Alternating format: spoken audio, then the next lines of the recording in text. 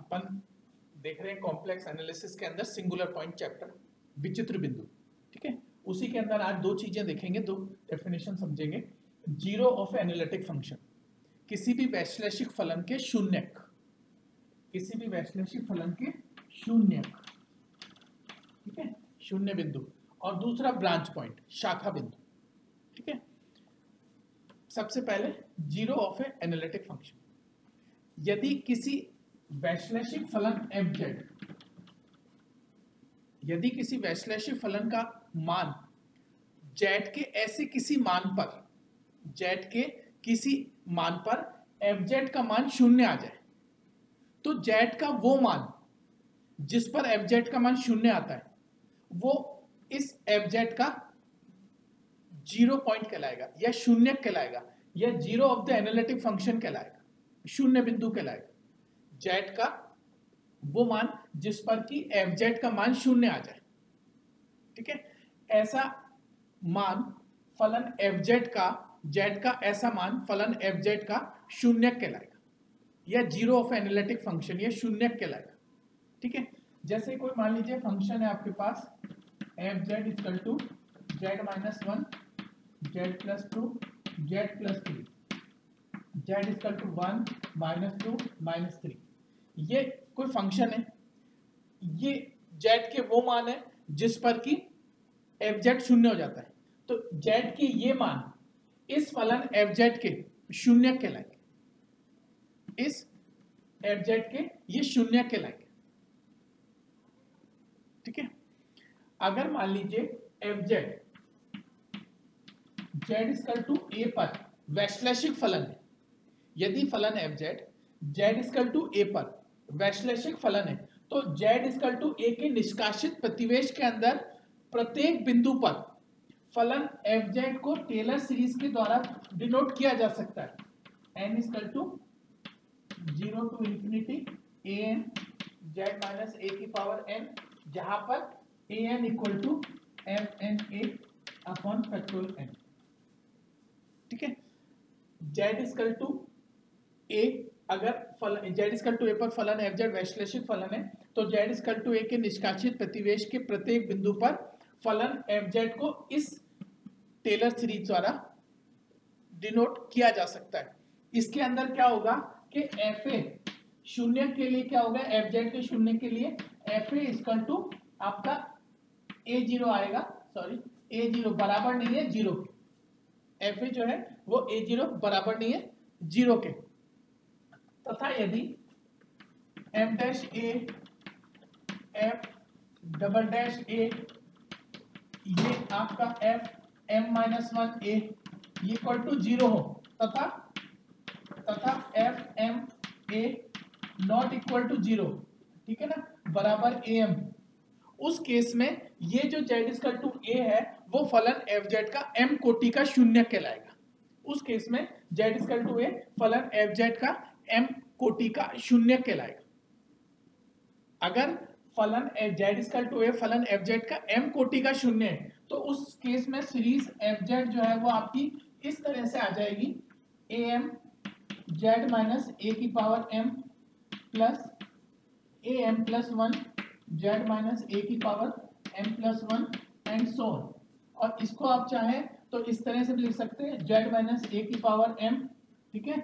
और ये आ जाएगा आपका series n equal to 0 to infinity a m plus n z minus a की पावर n, ठीक है। इसको अपन और क्या लिख सकते हैं, fz equal to z minus a की पावर m gz।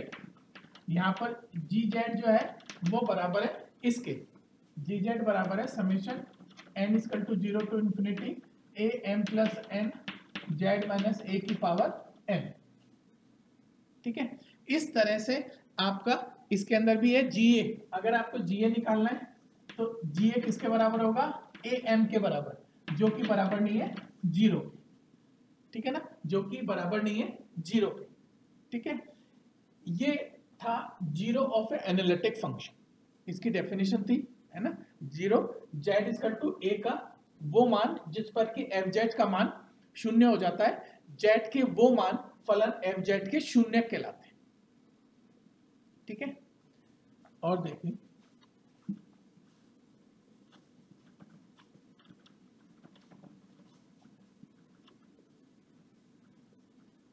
एक है ब्रांच पॉइंट, ठीक है, एक है इसके अंदर है ब्रांच पॉइंट, दूसरा है आपका ब्रांच पॉइंट। देखिए ब्रांच पॉइंट को,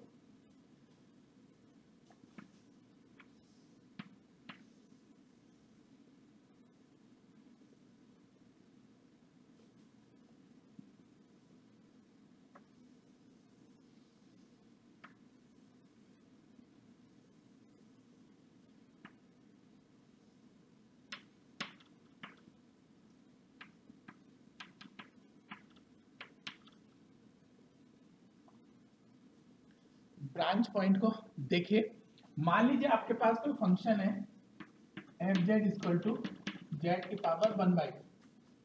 मान लीजिए आपके पास कोई एक फंक्शन है F Z equal to Z की पावर 1/2।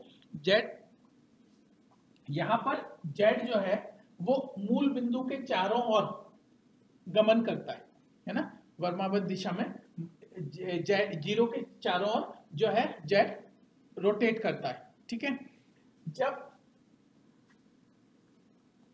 पॉइंट जेड की इनिशियल वैल्यू ए है, ठीक है, यहां पर थीटा बराबर है थीटा 1 के, ठीक है, इनिशियल वैल्यू ए है, तो W इक्वल टू या एफ जेड, ये एफ जेड कह लीजिए या W कह लीजिए, एक ही बात है। W इक्वल टू कितना हो जाएगा आपके पास जेड की पावर 1/2, तो ये आ जाएगा R e की पावर आयोटा या OA e की पावर आयोटा थीटा 1, ठीक है, और OA बराबर है R e की पावर आयोटा थीटा 1, ठीक है।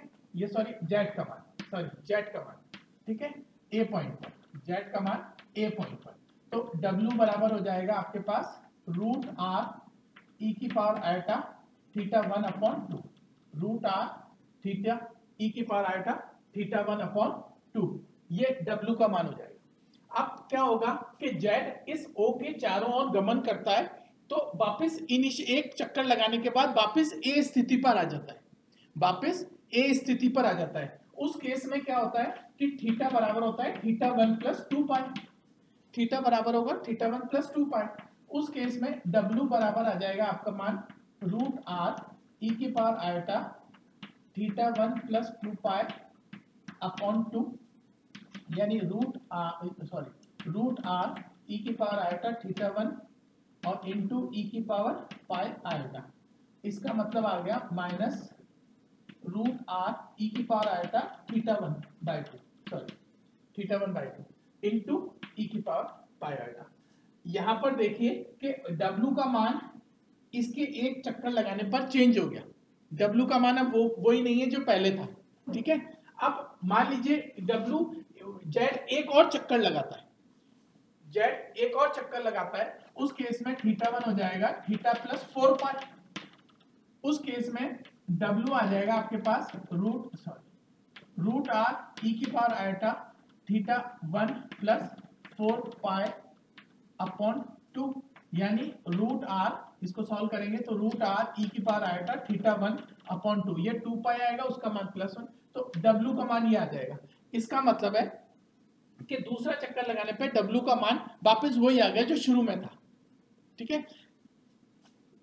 अब जेड जो है वो गमन कर रहा है इस W बराबर जेड इक्वल टू 0 के, जेड इक्वल टू 0 पॉइंट जो है उसके चारों ओर ये चक्कर लगा रहा है। अगर हर बार मान चेंज हो रहा है, ठीक है, अगर हम इस पे एक ऐसा बैरियर लगा दें OB, अगर हम एक ऐसा इस पे एक बैरियर लगा दें, ठीक है ना, जिसको अपन शाखा रेखा कहते हैं, जिससे कि ये उसके चारों ओर उसके आगे गमन ना कर पाए, उसके आगे रोटेट ना कर पाए, ठीक है, तो ऐसा आर्टिफिशियल बैरियर को अपन शाखा रेखा कहते हैं, और जहां से स्टार्ट होती है O, ये बिंदु कहलाता है शाखा बिंदु, ये बिंदु कहलाता है शाखा बिंदु, ठीक है। तो ये है ब्रांच पॉइंट, ठीक है, ये इस तरह से अपन इसको समझेंगे, ये है ब्रांच पॉइंट। ये दोनों जो है डेफिनेशंस ये इंपॉर्टेंट है, कई बार अपने एग्जाम में पूछी जा सकती है कि जीरो ऑफ एनालिटिक फंक्शन और ब्रांच पॉइंट को डिफाइन करो, कई बार ये पूछा गया है, इसको अपन ध्यान से देखेगा, इसके बाद का आगे नेक्स्ट टर्न पे देखेंगे।